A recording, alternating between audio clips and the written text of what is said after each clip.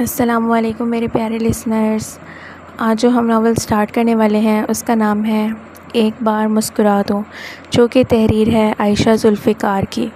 تو چلیں آئے چلتے ہیں ناول کی جانب. وہ بھی ایک معمول کی صبح تھی. 22 سالہ عامر شاور لینے واش روم میں گھسا ہوا تھا. الارم تو اپنے وقت پر ہی بجا تھا، مگر اسے سنوز کرتے کرتے وہ 8:30 پر لے آیا تھا. 9 بجے اس کی کلاس تھی. وہ FC کالج سے BS کمپیوٹر سائنس کر رہا تھا. یہ اس کا لاسٹ سیمسٹر تھا. 19 سالہ آنشا کا اسی سال پنجاب یونیورسٹی میں ایڈمیشن ہوا تھا.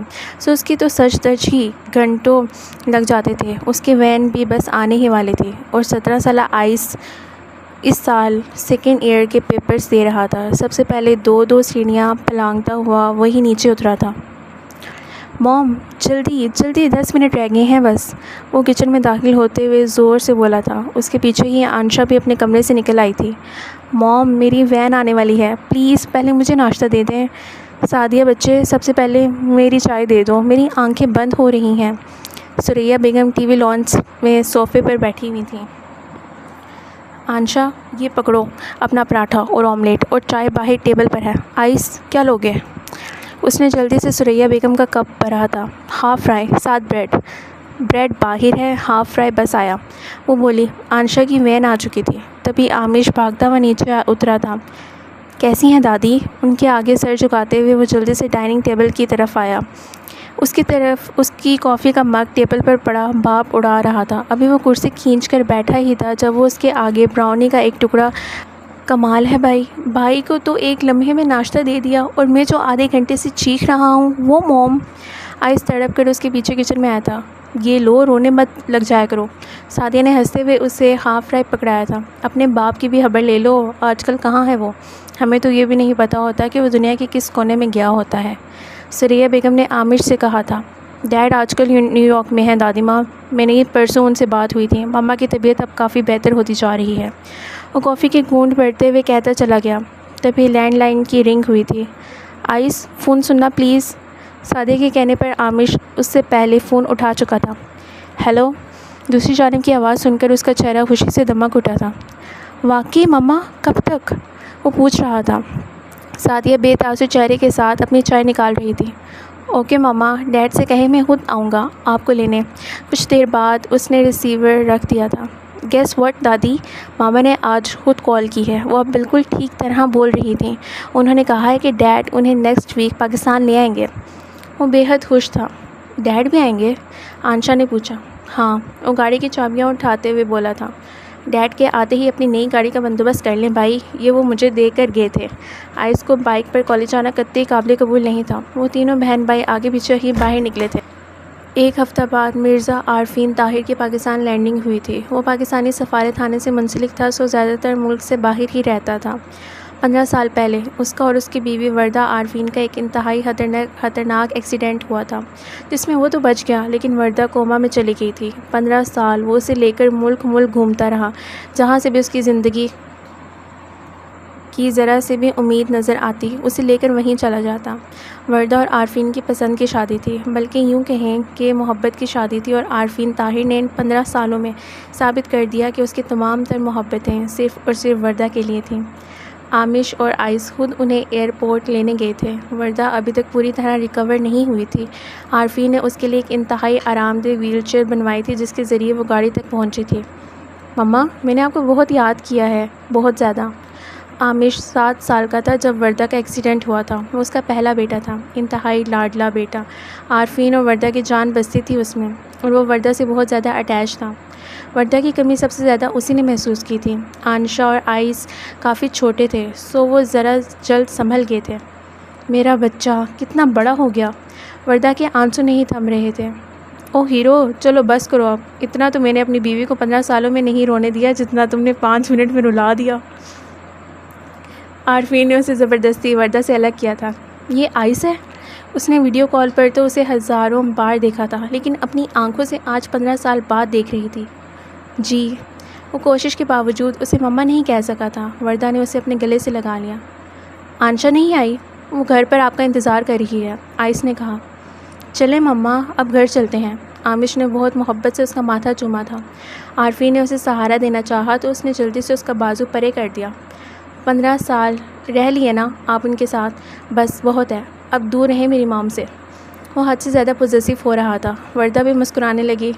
گھر پہنچے تو آنشا انہیں گیٹ پر ہی مل گئی۔ یہ تو بالکل میری جیسی ہو گئی ہے عارفین۔ وردہ ایک بار پھر رو پڑی تھیں۔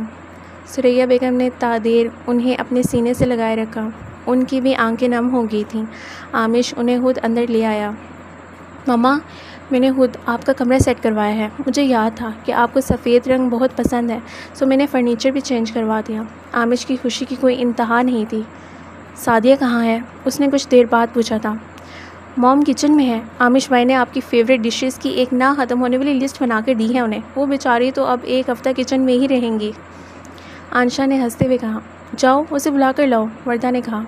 وردہ، اس کا یہاں آنا کتنا ضروری ہے؟ عارفین نے بس ایک نظر اسے دیکھا تھا۔ وردہ نے چونک کر اس کی طرف دیکھا۔ وہ 15 سالوں سے اس گھر میں میری جگہ پر ہے عارفین، وہ بولی تو عارفین خاموش ہو گیا۔ آنشا اسے بلانے باہر نکل گئی تھی۔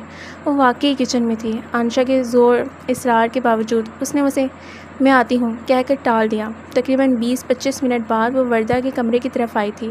دروازہ کھلا ہی تھا۔ اس نے ایک نظر اندر دیکھا۔ وردہ بستر پر تکیے سے ٹیک لگائے لیٹی تھی اور عامش ان کے ساتھ ہی کندھے پر سر رکھے لیٹا تھا۔ دوسری جانب آنشا بیٹھی ہوئی تھی۔ آئس صوفے پر عارفین کے ساتھ بیٹھا ہوا تھا۔ وہ سبھی بہت خوش تھے، بہت زیادہ۔ وہ بس اپنے آنسوؤں کا گولا حلق سے اتارتی ہوئی واپس پلٹ گئی تھی۔ دوپہر کا کھانا اس نے ڈائننگ ٹیبل پر ہی لگا دیا۔ واہ واہ، کیا بات ہے موم، میرے فیوریٹ فرائیڈ رائس اور کباب۔ آئس تو چہکتا وہ اس سے لپٹ ہی گیا۔ موم، عامش بھائی کہہ رہے ہیں کہ ان کا، اور آنشا کہتے کہتے رک گئی۔ اور وردہ موم کا کھانا اندر ہی دے جائیں۔ وہ بولی۔ تم دونوں بھی اندر ہی کھاؤ گے؟ اس نے پوچھا۔ کیوں بھلا، ہم تو آپ کے ساتھ کھائیں گے، آنشا نے کہا۔ اس نے چپ چاپ ان دونوں کا کھانا ٹرالی میں رکھ دیا۔ آنشا اسے زبردستی اندر لے کر آئی تھی۔ کیا حال ہے وردہ؟ طبیعت کیسی ہے اب؟ وہ بس اسے ہاتھ ہی ملا سکی تھی۔ اب تو کافی بہتر ہوں، وہ بولی۔ تبھی عارفین واش روم سے نکلا تھا۔ گیلے بالوں میں تولیہ رگڑتے ہوئے اس نے بس ایک نظر سعدیہ کو دیکھا اور نظریں پھیر لیں۔ ڈیڈ، آپ تو ہمارے ساتھ لنچ کریں گے نا؟ آنشا نے پوچھا۔ ہاں، میں آ رہا ہوں بس، وہ بولا۔ سعدیہ خاموشی سے باہر نکل گئی۔ عارفین، اب تو کچھ عرصہ پاکستان میں ہی رہے گا نا؟ ثریا بیگم نے لنچ کے دوران پوچھا تھا۔ دیکھیں امی، حکومت کی مرضی ہے کہ کب تک یہاں رہنے دیتی ہے، وہ بولا۔ مجھے ایک کپ چائے لا دو، وہ کچھ دیر بعد بولا تو سعدیہ اپنا کھانا چھوڑ کر اٹھ گئی تھی۔ رات کو وردہ نے اپنا سامان کھلوایا تھا۔ عارفین نے اس کے کہنے کے مطابق سبھی کے لیے بھرپور شاپنگ کی تھی۔ سبھی اس کے کمرے میں موجود تھے۔ سعدیہ کچن سمیٹ کر اپنے کمرے میں چلی گئی تھی۔ وردہ کے بار بار کہنے کے باوجود عارفین نے اس کا سوٹ اور باقی چیزیں اس کے کمرے میں بھجوا دی تھیں۔ کچھ ہی دنوں میں سبھی کی روٹین سیٹ ہو گئی تھی۔ وردہ ابھی خود سے چل پھر نہیں سکتی تھی، سو عارفین نے اس کے لیے ایک فل ٹائم نرس کا انتظام کیا تھا۔ وہ اسے وقت پر دوائیں وغیرہ دیتی تھی اور روزانہ کی ورزشیں بھی کرواتی تھی۔ اس کے لیے 3 وقت پرہیزی کھانا بنتا تھا جو سعدیہ ہی بناتی تھی۔ دھیرے دھیرے وردہ نے نوٹ کیا کہ عامش سعدیہ سے ذرا کھینچا کھینچا ہی رہتا تھا، حالانکہ اپنے سبھی کاموں کے لیے وہ اسے ہی کہتا تھا اور سعدیہ اس کی ساری ضرورتیں اس کے کہے بغیر پوری کرنے کی کوشش کرتی تھی، لیکن پھر بھی اس کے اور سعدیہ کے درمیان ایک اندیکھا سا خلا تھا، اور وہی خلا اسے اپنے اور باقی دونوں بچوں کے بیچ بھی محسوس ہوا تھا۔ وہ دونوں اس سے عامش کی طرح فرینک نہیں تھے، نہ ہی اسی طرح پیار جتاتے تھے۔ اتنے دنوں میں وردہ نے ان کے لبوں سے اپنے لیے مما کا لفظ نہیں سنا تھا۔ ہاں، البتہ وہ سعدیہ کو دھڑلے سے مام کہتے تھے، اور اس خلا کو سب سے بڑی وجہ ایج ڈفرینس تھا۔ عارفین اور وردہ کلاس فیلوز تھے۔ ان کے درمیان محبت بھی یونیورسٹی کے دنوں میں ہی پروان چڑھی تھی، اور عارفین نے گریجویشن مکمل ہونے تک کا بھی انتظار نہیں کیا تھا۔ وہ 20 سال کا تھا جب اس کی شادی وردہ سے ہو گئی تھی۔ سعدیہ اسے 4 سال چھوٹی تھی۔ وہ عارفین کے چچا کی بیٹی تھی جو گاؤں میں رہتے تھے۔ عارفین کے والد بزنس کی غرض سے شہر آ گئے تھے، جبکہ سعدیہ کے والد نے اپنی جدی پشتی زمینیں سنبھال لیں۔ وہ 3 بھائیوں کی اکلوتی بہن تھیں۔ شادی کے فوراً بعد ہی وردہ کی گود میں عامش آ گیا۔ ان دونوں کی خوشی کا تو کوئی حال ہی نہیں تھا۔ عارفین تو اسے چومتے ہوئے نہ تھکتا تھا، اور سعدیہ، اس کے لیے تو وہ ننھا سا بچہ جان سے بھی پیارا تھا۔ ہر ہفتے وہ شہر چلی آتی، پورا دن وہ عامش کو گود میں لیے پھرتی رہتی تھی۔ وردہ کو بھی اس کے آنے سے ذرا سہارا مل جاتا تھا۔ انہی دنوں عارفین کی جاب بھی ہو گئی۔ عامش نے بولنا سیکھا تو سبھی کی طرح اس نے بھی سعدیہ کو سعدی ہی کہنا شروع کر دیا۔ عامش کے 3 سال بعد آنشا، اور اس کے محض 2 سال بعد ہی وردہ کی گود میں آئس آ گیا۔ اور وہ کہتے ہیں نا کہ خدا نے پرفیکٹ زندگی تو شاید کسی کو بھی نہیں دی۔ عارفین اور وردہ کی خوشیوں کی بھی آزمائش ہونی ہی تھی۔ آئس ابھی چند ماہ کا تھا جب ان دونوں کا ایک روڈ ایکسیڈنٹ ہوا اور وردہ مستقل کوما میں چلی گئی۔ عامش کا تو رو رو کر برا حال تھا، ہر وقت وہ وردہ کو یاد کرتا رہتا تھا۔ عائشہ ابھی صرف 2 سال کی تھی، وہ الگ سے ضد کرتی۔ عارفین کی زندگی تو یکدم ہی جیسے ٹھہر سی گئی تھی، ایک طرف بیوی، ایک طرف نوکرانی اور ایک طرف بچے۔ ثریا بیگم کہاں تک کرتی؟ سو وہی ہوا جو ایسے حالات میں ہوا کرتا ہے۔ ثریا نے بڑی آس سے سعدیہ کی ماں کے آگے اپنی جھولی پھیلائی تھی۔ تب عارفین 25 سال کا تھا اور سعدیہ 21 سال کی۔ عارفین قطعاً اس سے شادی کرنے کو تیار نہیں تھا، لیکن صرف اور صرف اپنے 3 بچوں کی خاطر مجبور ہو گیا، کیونکہ وہ اکیلا ان تینوں کو نہیں پال سکتا تھا۔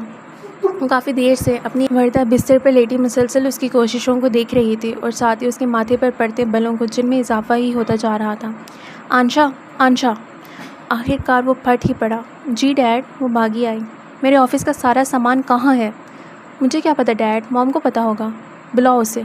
وہ بھاگتی ہوئی باہر نکل گئی۔ تبھی سعدیہ اندر آئی تھی۔ میری فائلز کہاں ہیں ساری؟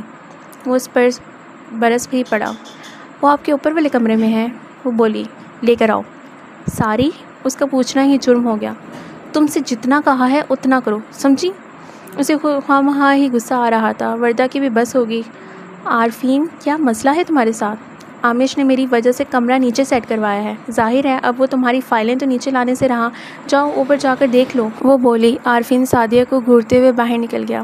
سعدیہ، جا کر ڈھونڈ دو اسے کون سی فائل چاہیے، ورنہ سارا کمرہ تتر بتر کر دے گا۔ وردہ کے کہتے ہی وہ سرخ چہرہ لیے اس کے پیچھے ہی اوپر آ گئی۔ مجھے بتا دیں کون سی فائل ہے، وہ دھیرے سے بولی تھی۔ ریڈ ٹیگ لگا ہے اس پہ، اس نے 2 منٹ میں نکال دیں، اور ایک بلیک والی۔ اس کے غصے کا گراف ذرا سے نیچے آیا تھا۔ سعدیہ نے وہ بھی ڈھونڈ دی۔ اور بس آپ کا سارا سامان یہیں پر ہے، میں نے کچھ بھی ادھر ادھر نہیں کیا، وہ بولی تو عارفین نے اسے دیکھا۔ ہمیشہ کی طرح سادہ سے کپڑے اور انتہائی ملاحت آمیز سادہ سا چہرہ، بالوں کی ڈھیلی سی پونی اور کندھوں پر پھیلا ہوا دوپٹہ۔ گاؤں میں کیسے ہیں سب؟ ٹھیک ہیں، اور تم ٹھیک ہو؟ اسے یاد آ ہی گیا۔ جی، ایک کپ کافی بنا دو، اس کے چہرے پر سے نظریں ہٹاتے ہوئے بولا تھا۔ جی، مختصر سا کہہ کر وہ باہر نکل آئی۔ وہ جانتی تھی کہ عارفین کے لیے وہ کبھی بھی اہم نہیں رہی، ہاں بس وہ اس کے بچوں کی حد تک ایک ضرورت تھی، اشد ضرورت، اور ضرورتوں سے بھلا ہم محبت کب کرتے ہیں؟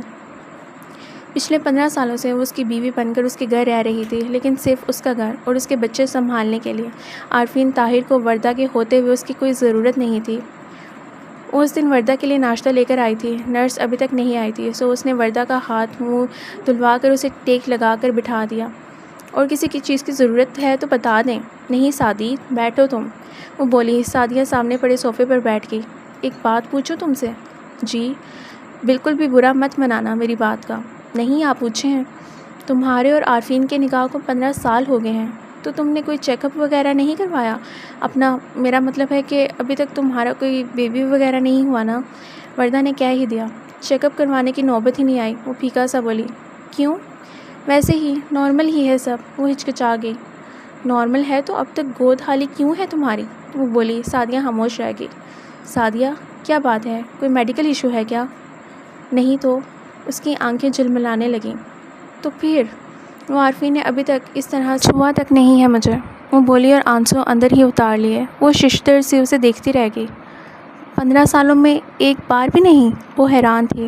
نہیں، سعدیہ دھیرے سے نفی میں سر ہلاتے ہوئے باہر نکل گئی تھی۔ اور یہ سچ تھا، عارفین اس سے شادی کرنے پر راضی نہیں تھا، بلکہ وہ سیریس سے دوسری شادی کرنے پر ہی راضی نہیں تھا۔ اس کی زندگی وردہ سے شروع ہو کر وردہ پر ہی ختم ہو جاتی تھی، لیکن وہ 3 بچے اس کے ارادوں کی زنجیر بن کے تھے۔ اسے بھلے ہی ایک بیوی کی ضرورت محسوس نہ ہوتی، لیکن ان 3 معصوم بچوں کو ایک ماں کی اشد ضرورت تھی۔ آئس اور آنشا تو بہت ہی چھوٹے تھے۔ عامش الگ سے کمرے میں بند رہتا تھا، سو گھر والوں کے انتہائی مجبور کر دینے پر اس نے سعدیہ سے نکاح کر لیا، لیکن اس کے حصے وہ کبھی بھی نہیں آیا۔ کئی کے مہینے وہ باہر کے ملکوں کے دوروں پر گیا رہتا، ساتھ ہی وردہ کو جگہ جگہ لے کر پھرتا رہتا جہاں اس کی پوسٹنگ ہوتی، وردہ کو بھی وہیں لے جاتا۔ ایک سے بڑھ کر ایک ہسپتال اس نے چھان مارے۔ بس کچھ ہی دنوں کے لیے پاکستان آتا، صرف اپنے بچوں سے ملنے، انہی کے ساتھ وقت گزارتا۔ سعدیہ کے لیے جیسے نہ ہونے کے برابر تھی۔ شروع میں اس نے ثریا بیگم اور اپنی ماں کے کہنے پر عارفین کی طرف پیش رفت کرنے کی کوشش کی تھی۔ ظاہر ہے سب اسے کہتے تھے کہ وہ اس کا شوہر ہے اور ذہنی طور پر ڈسٹرب ہے، سو اسے ہی ایک اچھی بیوی بننا ہے۔ ثریا بیگم روز اسے عارفین کے پاس جانے کا کہتی۔ نکاح کے بعد بھی عارفین اس کے ساتھ ایک ہی کمرے میں نہیں سوتا تھا اور وہ اب بھی اپنے اور وردہ کے بیڈ روم میں ہی سوتا تھا۔ ابھی ایک معمول کی ہی رات تھی جب وہ اس کے کمرے میں آئی۔ عامش عارفین کے ساتھ ہی سوتا تھا جبکہ باقی دونوں بچے اس نے اپنے کمرے میں سلا دیے تھے۔ وہ جاگ رہا تھا۔ کوئی کام ہے؟ اسے دیکھ کر حسب معمول تڑک اٹھا۔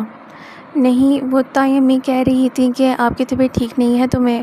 وہ بڑی ہمت کر کے اس کے قریب آئی تھی۔ عارفین کا چہرہ بالکل سپاٹ تھا۔ تو تم میری طبیعت ٹھیک کرنے آئی ہو؟ وہ گھرا کر بولا۔ نہیں، وہ میں تو سعدیہ نے تھوک نکلنا مشکل ہو رہا تھا۔ عارفین مسلسل اسے ہی دیکھ رہا تھا۔ عارفین، سب مجھے آپ کے قریب جانے کو کہتے ہیں، دھیرے سے کہتے ہوئے جیسے ہی اس کے قریب ہوئی عارفین نے اسے زور سے دھکا دیا۔ اٹھو۔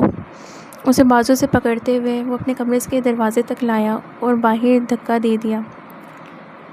آج کے بعد مجھے اپنے کمرے میں نظر نہ آؤ تم، وہ پھنکار کر بولا تھا۔ سعدیہ بیچاری روتی ہوئی واپس آ گئی۔ کچھ عرصہ بعد عارفین دوبارہ واپس آیا تو ثریا بیگم پھر اس کے در پہ ہو گئیں۔ سعدیہ نے ایک بار پھر ہمت پکڑی اور اس کے کمرے تک پہنچ گئی۔ ان دنوں وردہ کے سلسلے میں جاپان کے ڈاکٹرز نے اسے بہت امید دلائی تھی۔ سعدیہ کی پیش رفت اسے پھر غصہ دلا گئی۔ اس بار اس کے دھکے سے وہ دیوار سے ٹکرائی تھی۔ اگلے صبح اس کے ماتھے پر لگا سنی پلاس دیکھ کر ثریا بیگم کو عارفین پر غصہ آیا۔ بیوی ہے وہ تیری، 4 سال ہو چکے ہیں نکاح کو، انسان ہے وہ بھی عارفین۔ وہ بولی۔ امی، میرا نہیں دل کرتا اس کی طرف جانے کو، میں کیسے وردہ سے بے وفائی کروں؟ نہیں ہوگا مجھ سے۔ اتنا ہی اس کا خیال ہے تو میں آج ہی چھوڑ دیتا ہوں اسے، کہیں اور شادی کروا دیں اس کی۔ وہ سخت سست سنا گیا۔ اس کے بعد سعدیہ خود ہی پیچھے ہٹ گئی۔ وہ سمجھ گئی کہ اس کا کام صرف بچے سنبھالنا تھا، سو اس نے انتہائی خلوص اور محنت سے ان تینوں بچوں کو اپنی پرشفقت آغوش میں بھر لیا۔ آئسا اور آنشا تو بہت جلد اسے مانوس ہو گئے تھے، لیکن اصل مسئلہ عامش کا تھا۔ اسے وہ سعدی کے روپ میں تو ہر لمحہ قبول تھی، لیکن اپنی ماں کے روپ میں قطعی قابل قبول نہیں تھی۔ عارفین کی طرح وہ بھی اسے وردہ کی جگہ نہیں دے پایا تھا۔ شروع میں تو وہ اسے بہت ہی تنگ کرتا، کئی دن کھانا چھوڑے رکھتا، ضد کرتا رہتا، پھر کبھی کبھار بہت ہی زیادہ بدتمیزی کرنے لگتا۔ وہ دودھ کا گلاس بھر کر لاتی تو اس کے چہرے پر پھینک دیتا، وہ روٹی کھلانے بیٹھتی تو سالن پھینک دیتا۔ الغرض جتنا وہ اسے زج کر سکتا تھا اس نے کیا۔ آنشا اور آئس اسے موم ہی بلانے لگے تھے، جبکہ عامش تو اس سے بات کرنا ہی چھوڑ گیا۔ پہلے سعدی کہہ لیتا تھا، دھیرے دھیرے وہ بھی چھوڑ گیا۔ عارفین نے یوں ہی چکر لگایا تو سعدیہ کی ماں اس کے پیچھے پڑ گئی۔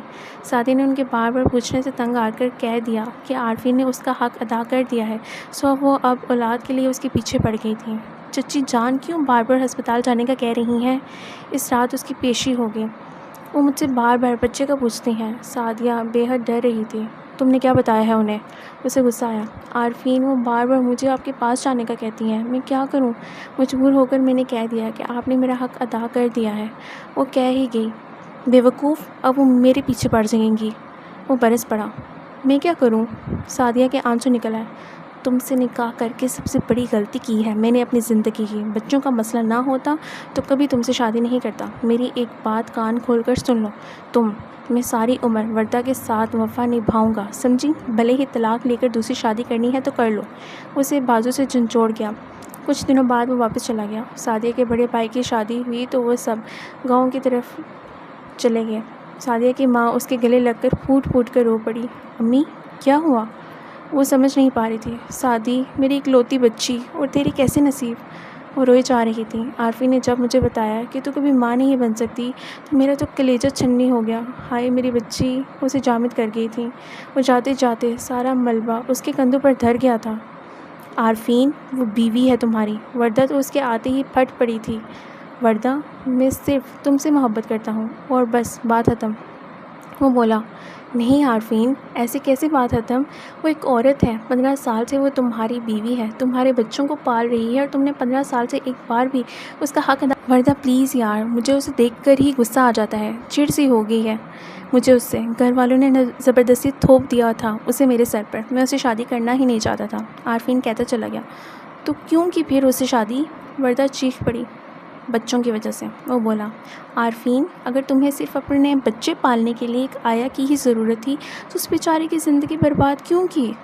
کوئی زندگی برباد نہیں ہوئی اس کی. 15 سال سے کون سی کمی ہونے دی ہے میں نے اسے. اپنی مرضی سے کھاتی ہے، پہنتی ہے، ہر جگہ آتی جاتی ہے، پورے گھر کی مالکن تو بنی ہوئی ہے.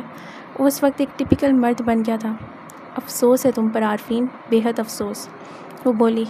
وردہ، افسوس تو مجھے تم پر ہو رہا ہے، بجائے اس کی کہ تم میری وفاؤں کی گن گاؤ، الٹا اس کی وجہ سے مجھ سے لڑ رہی ہو. یار نہیں چاہیے تھی مجھے کوئی اور تمہارے سوا. وہ کہتا ہوا وردہ کے قریب آیا تھا. مجھے آج بھی تمہارے علاوہ کسی کی کوئی چاہت نہیں ہے میری جان. عارفین کے مضبوط بازو اس کے گرد حصار بنا کے تھے. تم نے بہت غلط کیا ہے اس کے ساتھ عارفین، بہت زیادہ. وردہ کو شدت سے سعدیہ کی بے نوائی کا احساس ہو رہا تھا. وہ بھی معمول کا ہی ایک دن تھا. عامش حسب معمول نیچے اترا تو سعدیہ اس کا ناشتہ پہلے ہی وردہ کے کمرے میں رکھ کر جا چکی تھی. وہ باہر نکلنے لگی تھی جب عامش اندر داخل ہوا. میرا واش روم صاف کروا دیجیے گا. اس نے بس اتنا ہی کہا تھا. اچھا. وردہ سب دیکھ رہی تھی. اب وہ خود سے اٹھ کر بیٹھنے لگ گئی تھی. عامش، ناشتہ سب کے ساتھ بیٹھ کر کیا کرو. وہ بولی. جب آپ ٹھیک ہو جائیں گی تو پھر ہم دونوں سب کے ساتھ ہی ناشتہ کیا کریں گے. وہ بولا. عامش. جی مما. سعدیہ سے بات کیوں نہیں کرتے ہو؟ اس نے پوچھا. کرتا تو ہوں. ہاں دیکھا ہے میں نے کہ کیسے کرتے ہو. بس ضرورت کے وقت ہی اسے مخاطب کرتے ہو، نام تک نہیں لیتے ہو اس کا. باقی دونوں اسے موم کہتے ہیں. تمہاری تو بڑی اچھی دوستی ہوا کرتی تھی نا اس سے. وردہ کہتی چلی گئی. انہوں نے آپ کی جگہ لے لی. وہ بس اتنا ہی کہہ سکا. کیسے؟ کیا اس نے زبردستی تمہارے باپ سے شادی کی تھی اور شادی کے بعد مجھے اس گھر سے نکال دیا؟ وردہ نے کہا. مما پلیز، میں نے انہیں کچھ بھی نہیں کہا. یہی تو مسئلہ ہے عامش. مجھے 20 دن ہو گئے ہیں واپس آئے ہوئے اور میں نے 20 دنوں میں محسوس کر لیا کہ تم اور تمہارا باپ اس سے بات تک گوارا نہیں کرتے. تو کیا اس نے 15 سالوں میں محسوس نہیں کیا ہوگا؟ وہ بولی. مما مجھے دیر ہو رہی ہے. وہ جان چھڑوا کر نکل گیا تھا. وردہ کو بے حد افسوس ہوا. وہ تہہ دل سے سعدیہ کے خلوص کی شکر گزار تھی. بنا کسی صلے کی مانگ کیے اس نے اپنی پوری زندگی اس کے بچوں پر لگا دی تھی اور بدلے میں پایا بھی تو کیا؟ اگلے کئی دنوں میں اس نے آنے بہانے سے سعدیہ کو گھیرنے کی کوشش کی، لیکن وہ کنی کترا جاتی تھی.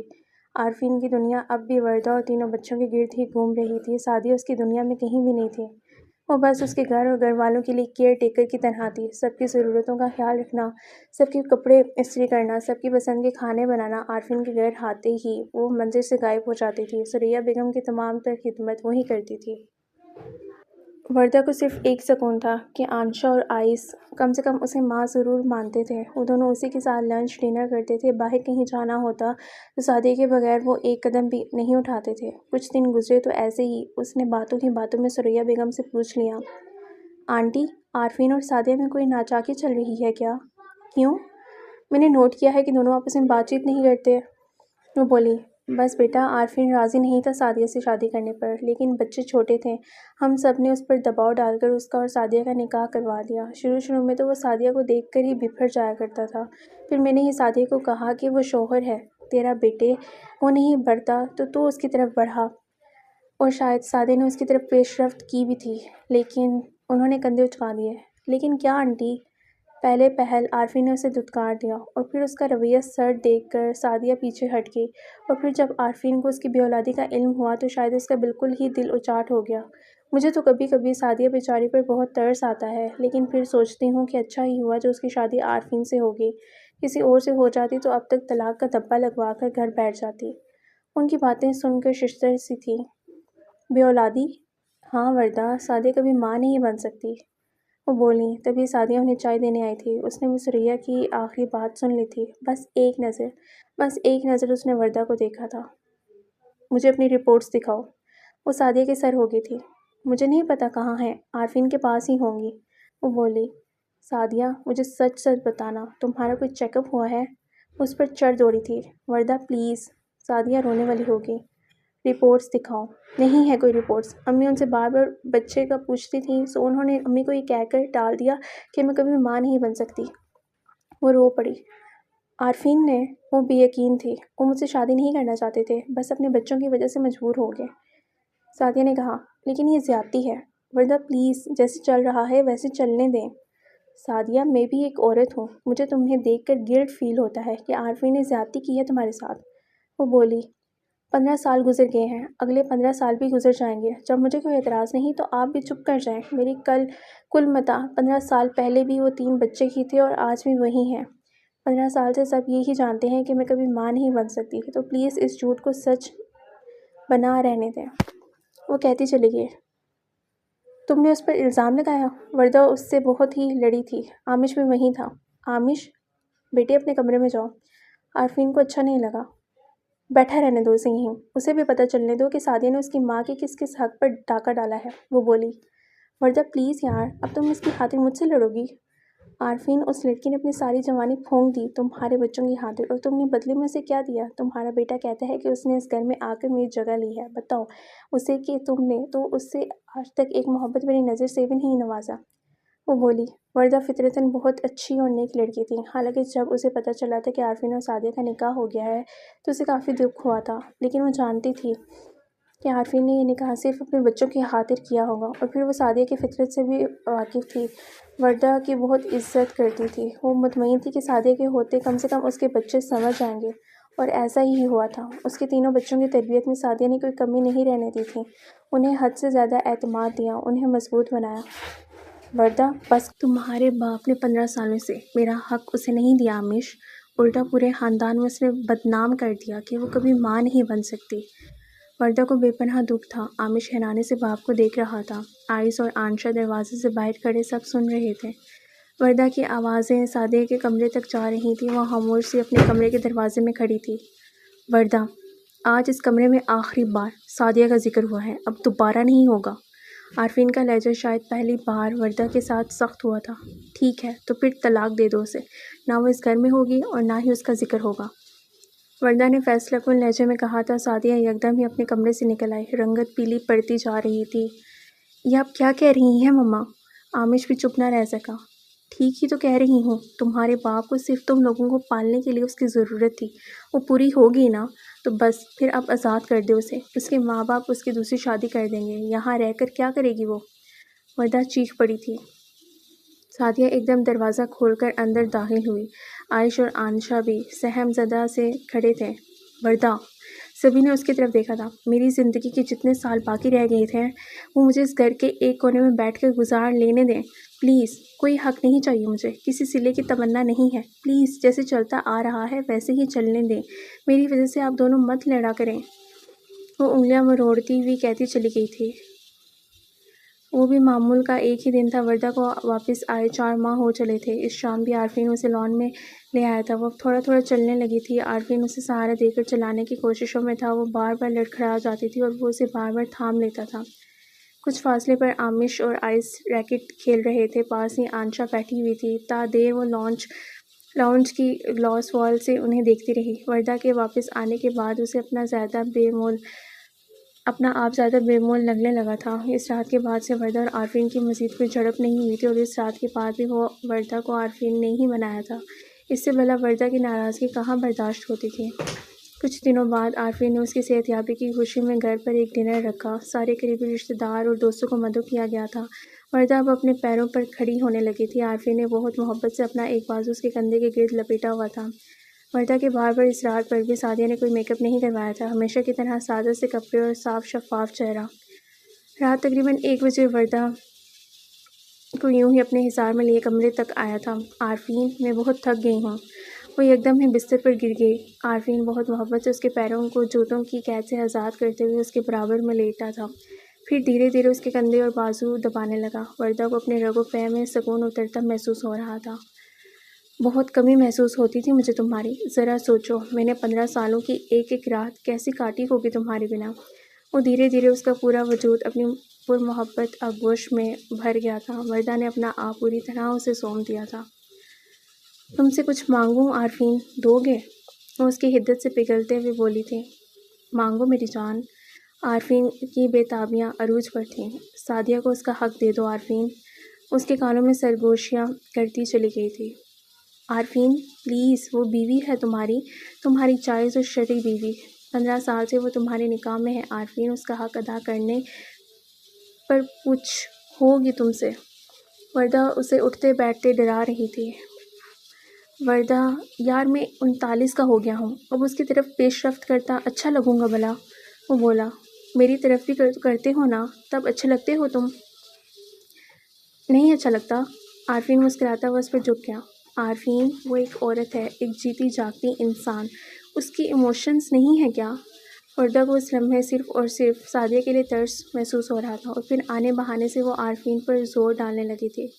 اس رات بھی اس نے زبردستی اسے سعدیہ کے کمرے میں بھیج دیا۔ وہ سونے کی تیاریوں میں تھی، اسے دیکھ کر کھڑی ہو گئی۔ وہ عائشہ بتا رہی تھی کہ تمہاری طبیعت ٹھیک نہیں ہے، وہ بولا۔ بخار ہو گیا تھا، اب تو ٹھیک ہے، وہ دھیرے سے بولی۔ اچھا، وہ بولا اور ادھر ادھر دیکھنے لگا۔ آپ کو کوئی کام تھا تو بتا دیں۔ ہاں، وہ ایک فائل چاہیے تھی۔ کون سی والی؟ بلیک کور والی، تھوڑی بڑی ہے، وہ بولا۔ سعدیہ چپ چاپ اوپر آ گئی، عارفین اس کے پیچھے ہی اوپر آیا تھا۔ اس کی فائل ڈھونڈنے میں لگ گئی۔ عارفین اس کی پشت پر کھڑا اسے دیکھتا رہا۔ 15 سالوں کا فاصلہ وہ بھلا ایک لمحے میں کیسے پار کر لیتا؟ یہ لیں۔ وہ فائل نکال کر مڑی تو اس سے ٹکرا سی گئی۔ سعدیہ، عارفین نے فائل پکڑتے ہوئے اسے پکارا تھا۔ جی، آئی ایم سوری۔ وہ کس لیے؟ میں تمہارا حق ادا نہیں کر سکا، وہ بولا۔ کوئی بات نہیں، وہ سر جھکا کر بولی تھی۔ عارفین نے فائل ایک طرف پھینکی اور اس کے قریب ہو گیا۔ سعدیہ نے حیرانی سے اس کی طرف دیکھا۔ میں یہ کہہ رہا تھا کہ اگر تم چاہو، میں اور تم ایک نئی شروعات، جہاں اتنے سال گزر گئے ہیں وہاں اور بھی گزر جائیں گے۔ نفی میں سر ہلاتے ہوئے وہ کمرے سے باہر نکل گئی۔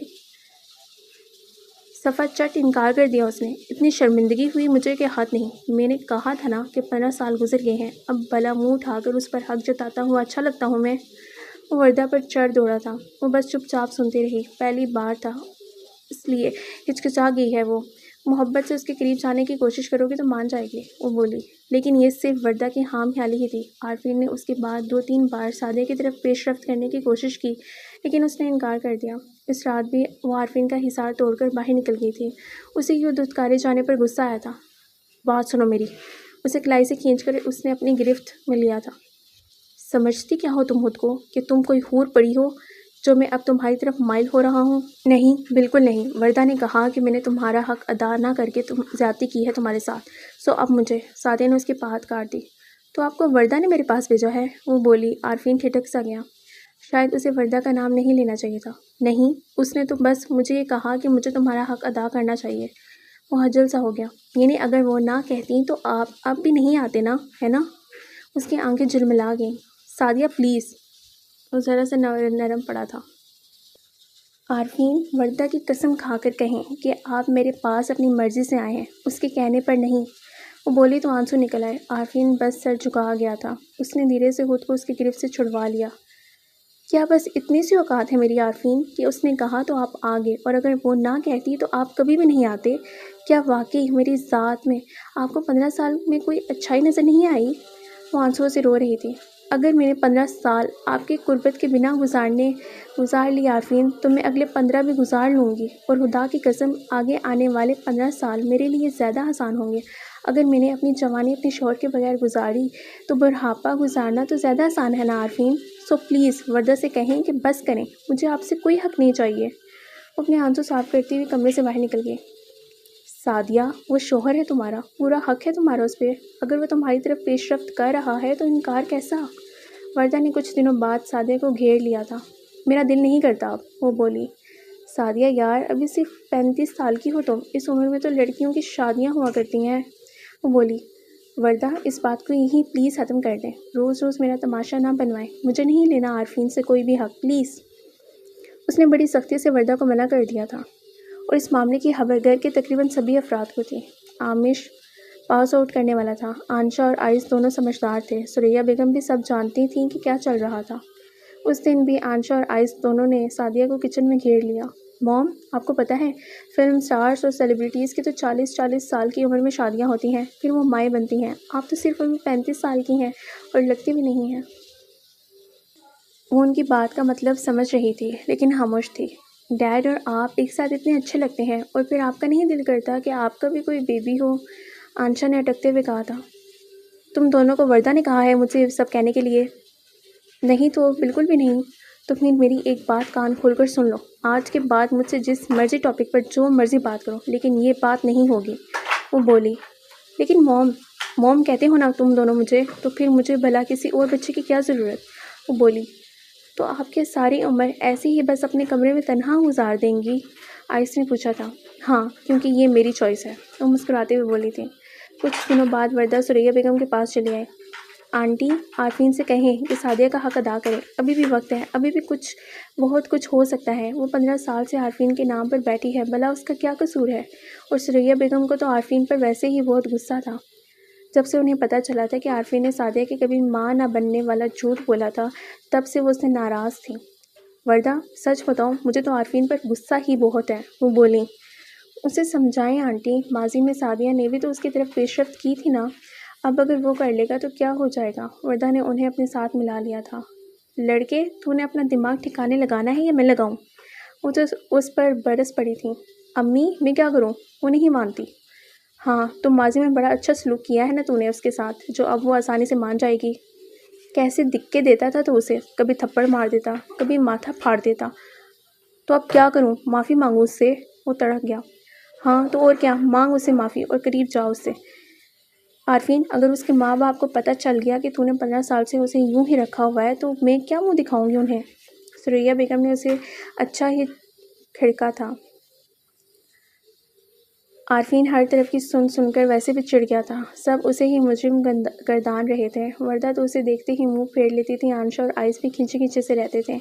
ثریا بیگم الگ سے ناراض تھیں اور اوپر سے سعدیہ کا مسلسل انکار، وہ اس رات ذرا سرکش ہو کر اس پر حاوی ہونے لگا۔ سعدیہ تڑپ کر اس کی گرفت سے نکلی تھی۔ عارفین پلیز، وہ رونے والی ہوگی۔ پورا گھر مجھے کسی مجرم کی طرح ٹریٹ کر رہا ہے سعدیہ، صرف تمہاری وجہ سے۔ میں نے کہا نا میں شرمندہ ہوں تم سے، معاف کر دو مجھے۔ اس نے دوبارہ پلیز ضد چھوڑ دو، ان 15 سالوں کو ایک لمحے کے لیے بھول جاؤ پلیز، بس ایک بار مجھے اپنے قریب آ لینے دو، اس کے بعد تمہاری مرضی۔ بچے بھی مجھ سے بات نہیں کر رہے، وردہ اور امی بھی ناراض ہیں، وہ بڑی نرمی سے بولا تھا۔ عارفین مجھے چھوڑ دیں، آج اس لمحے بھی آپ کو میری کوئی ضرورت نہیں ہے، نہ ہی مجھ سے کوئی انسیت ہے۔ آج اس لمحے بھی آپ صرف اس لیے میرے قریب آئے ہیں کہ آپ بے حد مجبور کر دیے گئے ہیں۔ آج اس لمحے بھی صرف آپ کو اپنے بچوں، بیوی اور ماں کی ناراضگی کی فکر ہے، میری نہیں۔ آپ کے دل میں میرے لیے محبت کا ایک قطرہ تک نہیں ہے عارفین، آپ جو مجھ پر بس حاوی ہونا ہے، بس مجھے تسخیر کر کے فاتح بننا ہے، اپنی ماں اور بیوی کو دکھانا ہے کہ آپ نے میرا حق ادا کر دیا۔ آج اس لمحے بھی آپ کی نظروں میں میری کوئی وقت نہیں ہے، آج کی رات میرے ساتھ گزار کر دوبارہ میری طرف دیکھیں گے بھی نہیں آپ۔ وہ روتے ہوئے کہتی چلی گئی۔ سعدیہ، وہ جیسے بے بس ہو گیا۔ تم مجھ سے محبت کرتی تھی نا؟ یہ اس کا آخری حربہ تھا۔ سعدیہ بس ایک لمحے کو ڈگمگائی تھی۔ ہاں، لیکن آپ نے اس محبت کے نام پر بھی مجھے تھپڑ مار دیا تھا، میری ماں سے انسلٹ کروائی تھی میری، اور وہ ذرا سا رکی۔ اور 15 سال آپ نے مجھے اس محبت کا طعنہ دیا ہے عارفین، میں مانتی ہوں وہ میری کچی عمر کی غلطی تھی جو آپ نے آج تک معاف نہیں کی۔ یاد ہے مجھے کہ کس طرح آپ نے مجھے اس محبت کے نام پر رسوا کیا تھا۔ وہ بولی۔ عارفین، میں نے تو نہیں کہا تھا نا کہ آپ مجھ سے شادی کریں، میں اگر آپ سے محبت کرتی بھی تھی تو وہ میرا مسئلہ تھا، آپ کی اور وردہ کی شادی کے ساتھ ہی میری آپ سے وہ محبت بھی ختم ہو گئی تھی۔ میں صرف 21 سال کی تھی جب میری آپ سے شادی ہوئی۔ عارفین، میں انسان نہیں تھی کیا؟ وہ چیخ پڑی تھی۔ عارفین خاموش رہ گیا۔ کتنی بار دھتکارا آپ نے مجھے، دھکے دیے، تھپڑ مارے، مجھے باور کروایا کہ میری آپ کی نظروں میں ٹکے آنے کی بھی اوقات نہیں ہے۔ کتنی بار مجھے اپنے کمرے سے باہر نکالا، مجھے بس آپ کے بچے پالنے تھے عارفین، وہ کہتی چلی گئی، اور الٹا مجرم بھی مجھے ہی بنا دیا۔ خود سرخرو ہو گئے کہ عارفین کے علاوہ کوئی اور ہوتا تو بھلا ایک بے اولاد کو کب تک گھسائے رکھتا۔ میں کیا کیا بھلاؤں عارفین طاہر؟ نفی میں سر ہلاتے ہوئے وہ اس کے سامنے سے ہٹ گئی۔ وہ 10ویں کلاس میں تھی جب اسے عارفین طاہر پر کرش ہوا تھا۔ اسے اپنا وہ ہینڈسم سا کزن یخلق تھی بہت اچھا لگنے لگا تھا۔ جانے انجانے میں ہی وہ اس کا انتظار کیے جاتی، وہ گاؤں آتا تو اس کے آگے پیچھے پھرتی رہتی۔ گھر میں موجود البمز میں سے اس نے عارفین کی ساری تصویریں نکال لی تھیں۔ ان دنوں عارفین طاہر اس کی کل کائنات بن گیا تھا۔ عارفین کے والد شہر منتقل ہوئے تو وہ ہر ہفتے شہر چلی آتی، عارفین کے سارے کام بھاگ بھاگ کر کرتی، صحیح معنوں میں وہ ان دنوں اس کے پیچھے پاگل ہو گئی تھی۔ پھر یوں ہوا کہ اپنی کم عقل دوستوں کے کہنے پر اس نے عارفین سے اظہار محبت کر دیا۔ ایک عدد سرخ گلاب اور ایک تحفہ لے کر اکیلی اس کے کمرے میں پہنچ گئی۔ تب وہ محض 16 سال کی ایک انتہائی بے وقوف قسم کی لڑکی تھی جس کی سہیلیاں اس سے بھی 4 ہاتھ آگے تھیں۔ اسے اکسا کر انہوں نے اظہار محبت کرنے بھیج دیا۔ تب عارفین اور وردہ کی محبت کی شروعات ہی ہوئی تھی۔ آئی لو یو عارفین۔ اس کے ہاتھ میں سرخ گلاب دیکھ کر ہی عارفین کا پارا 100 پر پہنچ گیا تھا۔ اس پر اس قدر برسا تھا کہ اسے ایک تھپڑ بھی جڑ دیا تھا۔ عمر دیکھو اپنی اور کام دیکھو، بتاتا ہوں میں تمہارے کرتوت چچا جان کو۔ وہ قہر برسا رہا تھا۔ سوری، آئی ایم سوری، ابو کو مت بتائیے گا، آئندہ ایسا کچھ نہیں ہوگا پلیز۔ وہ تو ہاتھ جوڑ جوڑ کر رو پڑی تھی۔ عارفین نے اس کی اچھی ہی بےعزتی کی تھی اور پھر اس کے معافی مانگنے کے باوجود اس کی ماں کو بتا دیا تھا۔ بس پھر سعدیہ تھی اور اس کی ماں کا جوتا، انہوں نے اس کی اچھی ہی پھینٹی لگائی تھی۔ اس دن کے بعد سے سعدیہ مرزا کے سر سے عارفین طاہر کی سو کال محبت کا بھوت ایسا اترا، دوبارہ اس نے عارفین کا نام تک نہ لیا۔ اسے زیادہ دکھ اس بات کا تھا کہ عارفین اگر اس کی اماں کو نہ بھی بتاتا تو کیا تھا۔ کچھ ہی ہفتوں بعد عارفین اور وردہ کی شادی طے ہوگی اور وہ سب کچھ بھلا کر اس کی شادی کی تیاریوں میں جٹ گئی۔ عامش کی پیدائش کے بعد تو وہ پوری طرح اس کے لیے عارفین بھائی ہو گیا تھا۔ عامش کی محبت اس کے لیے ہر چیز پر حاوی ہو گئی تھی۔ ہر ہفتے وہ اس کی خاطر شہر چلی آتی، لیکن یہ سب صرف اس نے بھلایا تھا، عارفین نے نہیں۔ تبھی تو جب سعدیہ نے شادی کے بعد اس کی طرف پیش رفت کی تو عارفین نے اس کی اسی بچگانہ محبت کا تھپڑ بھی اس کے منہ پر دے مارا تھا۔ سب جانتا ہوں میں یہ کہ سارا تمہارا ہی چلایا ہوا چکر ہے، نہ جانے کون کون سی بددعائیں دی ہیں تم نے وردہ کو جو وہ موت کے منہ میں چلی گئی۔ تمہیں آگ لگی پڑی تھی میرے کمرے میں میرے بستر تک آنے کی۔ عارفین نے اس کی گردن دبوچ لی تھی۔ نہیں، ایسا کچھ نہیں ہے، بکواس بند کرو، سب یاد ہے مجھے کہ کیسے بے شرموں کی طرح تم پھول لے کر میرے کمرے میں پہنچ گئی تھی۔ اس کی گردن دبائے جا رہا تھا۔ I am sorry Arifeen, I am so sorry, وہ بلبلائے جا رہی تھی۔ خبردار، جو آئندہ مجھے اس کمرے میں نظر آئی حشر کر دوں گا میں تمہارا۔ ایک بار پھر اس نے سعدیہ کو اپنے کمرے سے نکال دیا تھا۔ اگلی صبح ناشتے کی میز پر خاموشی سی تھی۔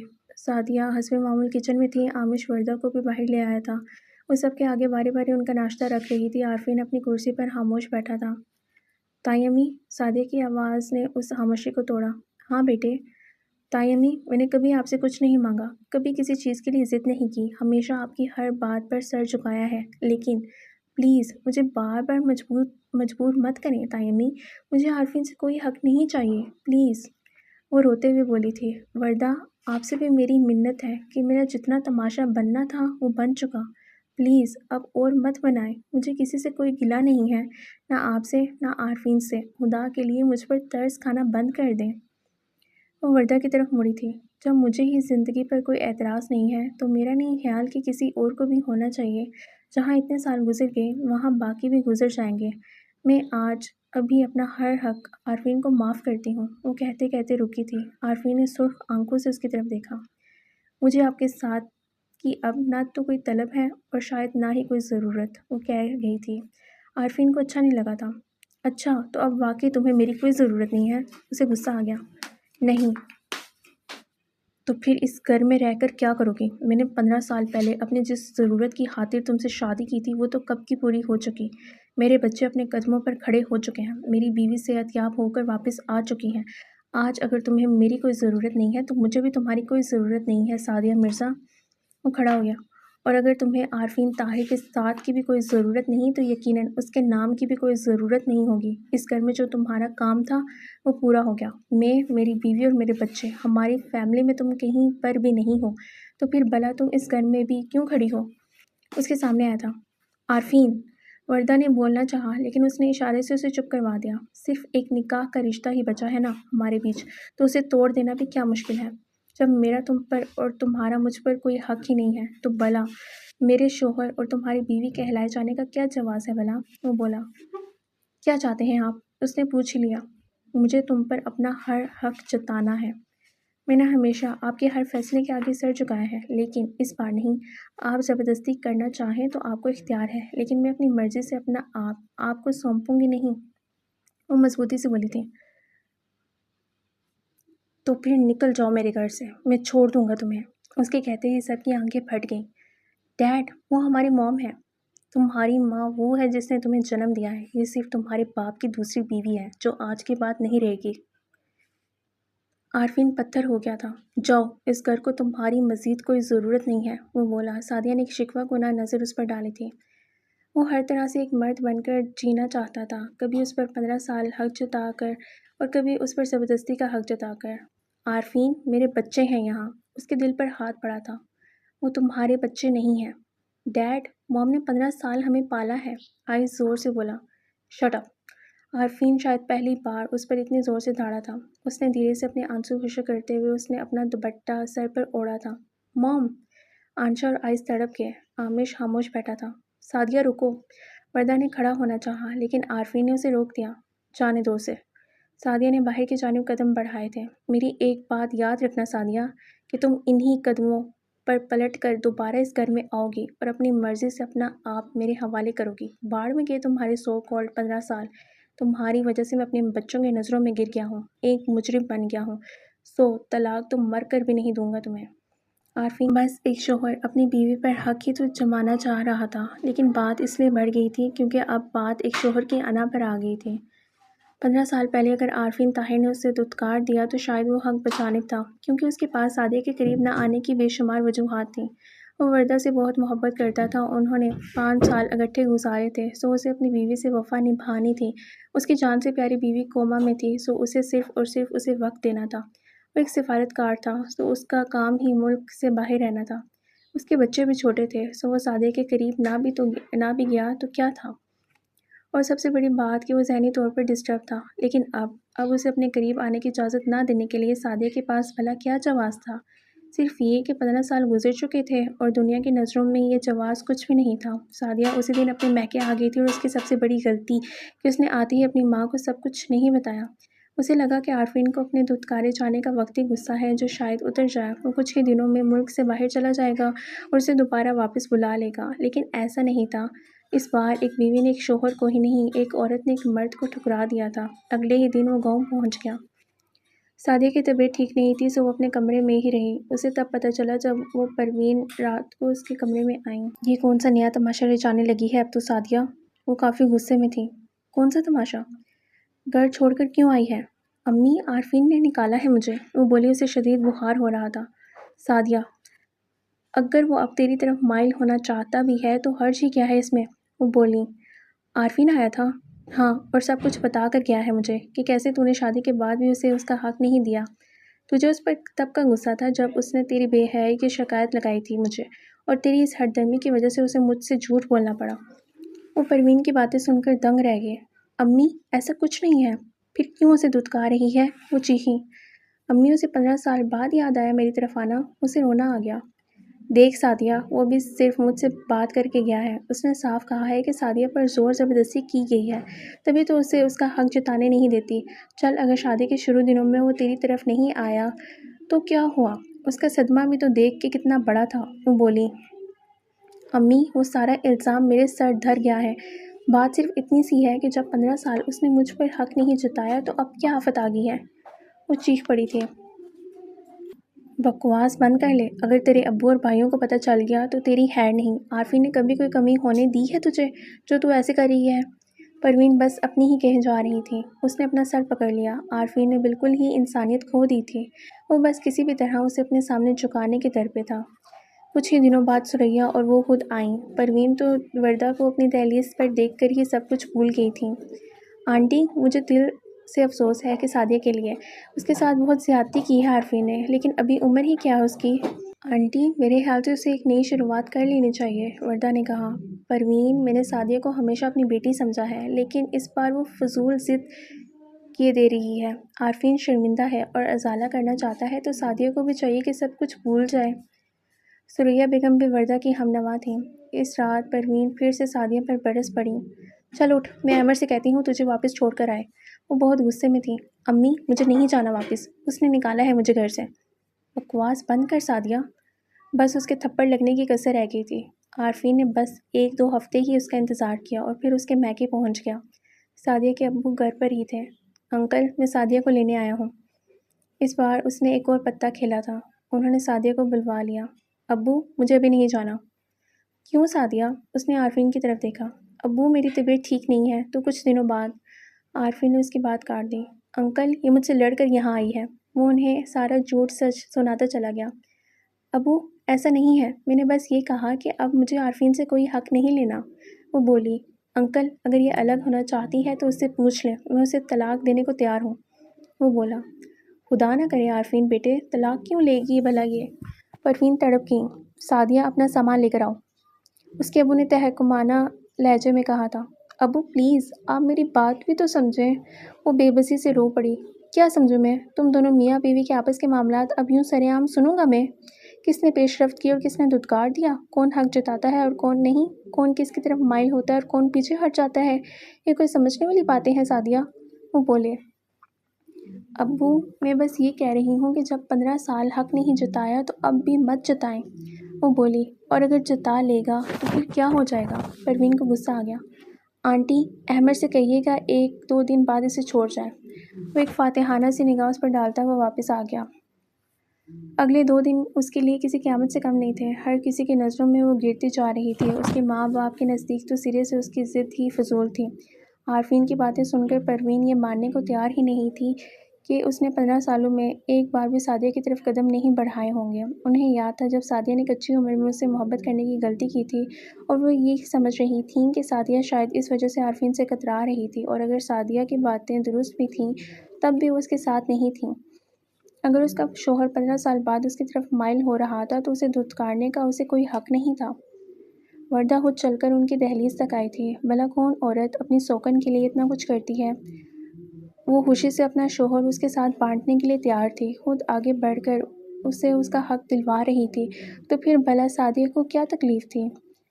عائشہ اور آئس دونوں سے ملنے آئے تھے، دونوں سے لپٹ کر روتے رہے تھے۔ ان کے نزدیک اب اگر ان کا باپ اسے ان کی ماں کا رتبہ دے رہا تھا تو اسے پیچھے نہیں ہٹنا چاہیے تھا، اسے واپس آنے کا کہہ رہے تھے۔ ثریا بیگم صبح و شام پروین کو کالز کر رہی تھیں اور بار بار سعدیہ کے واپس آنے کا کہہ رہی تھیں۔ ان سب کے نزدیک عارفین اتنا بھی قصوروار نہیں تھا جتنا سعدیہ نے اسے بنا دیا تھا۔ وہ اگر شادی کی شروعات میں اس کی طرف مائل نہیں ہو سکا تو پھر کیا تھا؟ وہ اتنے بڑے صدمے سے گزرا تھا، سعدیہ کو اسے معاف کر دینا چاہیے تھا، وہ اس سے اپنا حق لے لینا چاہیے تھا۔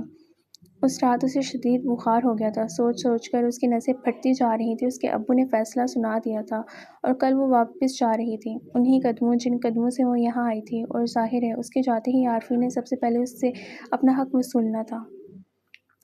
اس رات بھی وہ اپنے کمرے میں تھی، بخار کی شدت سے اسے بار بار پسینہ آ رہا تھا۔ پروین آج اسے ہسپتال بھی لے کر گئی تھیں، وہ شدید قسم کی ڈپریشن کا شکار ہوتی جا رہی تھی۔ تبھی کمرے کے دروازے پر دستک ہوئی تھی۔ آ جاؤ، اس کی آواز بھی کانپ رہی تھی۔ عامش کو اندر آتا دیکھ کر وہ اٹھ کر بیٹھ گئی۔ عامش نے غور سے اسے دیکھا، چند دنوں میں ہی اس کی آنکھیں اندر کو دھنس گئی تھیں۔ عامش، میں صبح آ جاؤں گی واپس۔ اسے لگا کہ شاید باقیوں کی طرح وہ بھی اسے واپسی کے لیے قائل کرنے آیا ہے۔ سعدی، آئی ایم سوری، میں یہی سمجھتا رہا کہ آپ نے ڈیڈ سے شادی کر کے میری مما کے حق پر ڈاکہ ڈالا ہے۔ وہ بے جان ہو کر گھر سے دربدر ہو کر رولتی رہیں اور پیچھے سے آپ ان کی جگہ پر عیش کرتی رہیں، ان کے شوہر پر حق جماتی رہیں، ان کے گھر اور بچوں کی دعویدار بن گئی۔ وہ بولا۔ سعدیہ نے آنکھوں میں آیا پانی صاف کیا تھا۔ لیکن مجھے نہیں پتا تھا۔ وہ کہتے کہتے رک گیا اور اس کی طرف دیکھا۔ آپ کیا چاہتی ہیں؟ اس نے پوچھا۔ میں بس اس گھر میں ویسے ہی رہنا چاہتی ہوں جیسے 15 سال سے رہی ہوں۔ میں بس اپنی باقی کی زندگی تم تینوں کے ساتھ ویسے ہی گزارنا چاہتی ہوں جیسے 15 سال سے گزار رہی ہوں، اور میں عارفین سے مرتے دم تک اتنے ہی فاصلے پر رہنا چاہتی ہوں جتنے فاصلے پر پچھلے 15۔ وہ کہنا شروع ہوئی۔ عامش، کوئی بھی میری بات سمجھنے کی کوشش نہیں کر رہا۔ میرے ماں باپ کو بس کسی بھی طرح مجھے میرے شوہر کے ساتھ بسائے رکھنا ہے۔ تائیں کو یہ فکر ہے کہ وہ مرتے دم میرے سامنے سرخرو ہو کر جائیں۔ تمہاری ماں کو بس اپنا گیل ختم کرنا ہے، اور تمہارا باپ، اسے بس اپنی انا کی تسکین کرنی ہے۔ اسے بس مجھے ایک بار واپس اس گھر میں لے جا کر مجھ پر اپنا تسلط جمانا ہے، یہ ثابت کرنا ہے کہ وہ جب چاہے جس وقت چاہے مجھ پر حق جما سکتا ہے، چاہے 15 سال بعد ہی صحیح۔ وہ رو رہی تھی۔ عامش خاموش بیٹھا رہ گیا۔ کوئی میری بات نہیں سمجھ رہا عامش۔ میں 21 سال کی تھی جب میری عارفین سے شادی ہوئی۔ میں کیا انسان نہیں تھی؟ میرے کیا ایموشنز نہیں تھے؟ میرا کیا نفس نہیں تھا؟ 15 سال میں نے ایک بیوی ہونے کے باوجود شوہر کی محبت کے بغیر گزار دیے۔ وہ میری جوانی کے دن تھے عامش۔ مجھے بھی اپنے شوہر کے لیے سجنا تھا، سنورنا تھا، اس کی تعریفیں سمیٹنی تھی، اس کے دل میں اترنا تھا۔ کیا میرا حق نہیں تھا کہ میرا شوہر بھی مجھ سے محبت کرتا، مجھے اپنا قرب بخشتا؟ وہ بلک بلک کر رو دی۔ عامش، میں جانتی ہوں یا میرا خدا کہ میں نے شادی کے بعد کے دن کیسے گزارے ہیں۔ میں عارفین کی بیوی تھی تو مجھے کیا اس کی ضرورت نہیں تھی؟ 15 سالوں میں ایک پل کے لیے بھی وہ مجھے نہیں ملا، اور اب جب میں نے اپنا دل مار دیا، نفس ہی مار دیا، تو سب کو میرے حق کا خیال آ گیا ہے۔ وہ بولی۔ نہیں دل کرتا میرا اب اس کے قرب جاننے کو، نہیں دل کرتا اس کی قربت پانے کو۔ کوئی میری بات نہیں سمجھتا عامش۔ میری بھی کوئی عزت نفس ہے۔ وہ اپنا سر اپنے ہاتھوں میں گرا گئی تھی۔ आमिश धीरे से उठकर उसके पास आया। आई एम सॉरी सादी, I am so sorry mom. उसने बहुत मोहब्बत से उसका तपता हुआ वजूद अपने मजबूत हिसार में लिया। वो सभी नफूस रात के खाने पर जमा थे जब आमिश उसे अपने साथ लिए लॉन्च में दाखिल हुआ। सभी ने चौंक कर उसकी तरफ देखा। आरफीन के लबों पर उसे देखकर एक फातिहाना सी मुस्कुराहट उभर कर आई थी। मॉम, थैंक गॉड आप आ गई। आंशा और आइस दोनों उससे लिपट गए थे। कैसी हो सादिया? वर्दा खुद उठकर उससे मिली थी। तुम्हें तो बुखार है, मेडिसिन ली है मैंने, ठीक हो जाएगी। वो बोली। बैठो, खाना खाओ। वर्दा ने कहा। मुझे भूख नहीं है। फिर चाय बना लो और मेरा कप लेकर ऊपर मेरे बेडरूम में आ जाना। आरफीन कुर्सी खिसका कर खड़ा हुआ और एक भरपूर नज़र उस पर डालकर बहुत कुछ जता गया। सादिया सिर्फ अपना कप लेकर यहाँ से अपने ही कमरे में जाएंगी डैड, आपके बेडरूम में नहीं। आमिश की आवाज़ ने उसके कदम रोक लिए थे। वर्दा ने चौंक कर उसे देखा। आमिश, stay out of it, okay? Arfeen ने ज़रा सख्ती से कहा। No dad, you stay away from her, please. वो सादिया के बिल्कुल बराबर में खड़ा था। आमिश, वर्दा ने बोलना चाहा लेकिन आमिश ने उन्हें खामोश करवा दिया। कम से कम इंसाफ तो करें ना डैड। 15 साल आपने सादिया को खुद से दूर रखा अपनी मर्ज़ी से, तो आप कम से कम 15 साल तो उन्हें भी अपनी मर्ज़ी करने का हक़ दें। फिर 15 साल बाद देख लीजिएगा क्या करना है, वो बोला। आमिश, शट अप। आरफीन को गुस्सा आया था। डैड, सादिया की बात इतनी ही मुश्किल तो नहीं है जो आप पढ़े लिखे बाशऊर लोगों को समझ नहीं आ रही कि उनका दिल मर गया है, तो भला अब 15 सालों से मरे हुए दिल को कैसे दोबारा ज़िंदा कर लेंगी वो? सादा सी बात है कि मेरी मर्ज़ी के बिना कोई मुझे पानी का एक घूंट तक नहीं पिला सकता। बताएं मॉम, आपकी मर्ज़ी के बिना डैड आपको छू भी सकते हैं क्या? आप बताएं दादी, कि आपकी मर्ज़ी के बिना कोई आपसे कुछ मनवा सकता है क्या? वो कहता चला गया। सभी खामोश थे। डैड, हम किसी जानवर को भी इसकी मर्ज़ी के बिना अपना नहीं सकते, तो ये तो फिर एक जीती जागती औरत है, इन्हें कैसे तस्खीर कर लेंगे आप? वो बोला। सादिया के आंसू निकल आए थे। सिर्फ एक लम्हे के लिए खुद को सादिया की जगह पर रख कर सोचें मामा, कि आप 15 साल बाद किसी के कहने पर अपनी तरफ पलटने वाले शोहर को कबूल कर लेती। वो वर्दा की तरफ मुड़ा था। वो बस सादिया की तरफ देखती रह गई। प्लीज़ बस करें आप लोग, 15 साल थोड़ा तमाशा बना है इनका जो अब फिर आप सब उनके पीछे पड़ गए हैं। मेरी एक बात आज और अभी सुन लें डैड, मेरी मॉम अपनी मर्ज़ी से अपना आप आपको सौंपना चाहें तो ठीक, लेकिन आप उनकी मर्ज़ी के बिना उनकी जानिब कोई पेशरफ्त नहीं करेंगे। आमिश आरफीन के सामने खड़ा हो गया।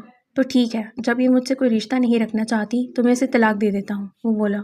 दे दें, लेकिन तलाक के बाद भी ये इसी घर में रहेंगी, क्योंकि दुनिया चाहे कुछ भी कहे, ये मेरी हलीमा सादिया हैं और मुझे मेरी माँ की तरह ही अजीज़ हैं। आमिश के मजबूत बाजू ने सादिया के नातवा कंधों के गिर्द हिसार बनाया था। डैड, हम दोनों हमेशा मॉम के साथ रहेंगे, क्योंकि 15 साल वो हमारे साथ रही हैं। आप नहीं, भले ही आप इन्हें तलाक दे दें, लेकिन ये इस घर से कहीं नहीं जाएंगी। आंशा और आइस दोनों उसके आगे चट्टान बन गए थे। आरफी ने जैसे हार कर सादिया को देखा। ये मेरे बच्चे हैं। वो जैसे बेबस हो गया था। और मैं किसकी हूँ? उसने धीरे से पूछा था। आमिश उसे अपने कंधे से लगाए खड़ा था। आंशा ने उसका बाजू थाम रखा था। आइस ने अपना सर उसके कंधे पर रखा हुआ था। उसके तीनों जिगर गोशे इस लम्हे उसके बजाय सादिया के साथ थे।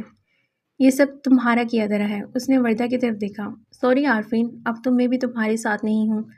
वो बीच मंझधार में उसे अकेला छोड़कर गई थी। आरफीन ने एक लंबी सांस भरते हुए सादिया की तरफ पेशकदमी की थी। छोड़ो मेरी बीवी को। उसे आमिश के हिसार से निकालते हुए वो अपने सीने से लगा गया था। Sorry for everything, even though I know this is not enough. वो बहुत नरमी से उसके आंसू साफ करते हुए बोला था। मुझे मेरे माँ बाप की नज़रों में मैं खुद अजाला करूँगा, वादा करता हूँ, तुम्हारी सारी इज़्ज़त वापस दिलवाऊँगा, वो बोला था। आयशा और आइस दोनों ज़ोर से उससे लिपट गए। दूर हटो मुझसे, तो तशमुलात। आरफीन के कहते हैं उन दोनों का कहा निकला था। वर्दा भी हंसने लगी। अब चाय बना दो, मेरा कप ऊपर मेरे बेडरूम में दे जाना, उसने कनखियों से आमिश की तरफ देखते हुए सादिया से कहा। आज से सादिया का दाखिला ऊपर वाले बेडरूम में और आपका दाखिला सादिया के कमरे में बिल्कुल ममनू है। उंगली उठाकर बोला तो वर्दा की हंसी निकल गई। ओ यार, चाय का कप पकड़ाने तो आ ही सकती है, वह बामुश्किल अपनी हंसी रोके हुए था। डैड, आपको कोई भरोसा नहीं कि चाय का कप पकड़ते पकड़ते आप मेरी मॉम को ही पकड़ लें। नो, अपना कप खुद लेकर जाएं। आमिश के कहते ही आरफीन का रुका हुआ कहा उबल ही पड़ा था और ये सादिया सुर्ख होती हुई किचन का रुख कर गई। ख़त्म शुद्ध। तो मेरे अजीज़ लिसनर्स, ये नावल तो अपने इख्तिताम पर। अगर आपको ये नावल अच्छा लगा है तो इसको लाइक और शेयर कीजिएगा और मेरे चैनल को सब्सक्राइब करें ताकि मज़ीद इंटरेस्टिंग नावल्स आपको मिलते रहें। Thank you.